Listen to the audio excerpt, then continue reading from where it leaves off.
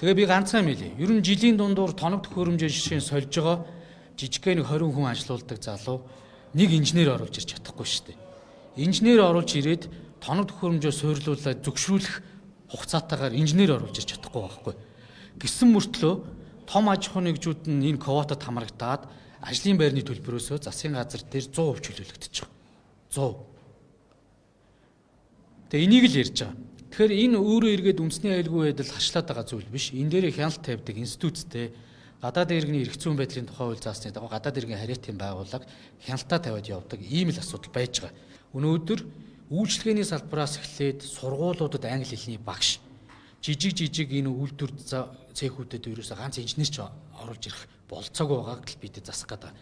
За энэ хуулийн маань зорилго нь уул уурхай газрын туснаас бусад салбарт Монгол хүний үнэлэмж хамгийн өндөр байгаа уул уурхайн салбар энэ төр дээр бид нар энэ одоо квотгүй байх асуудлыг дэмжихгүй байгаа.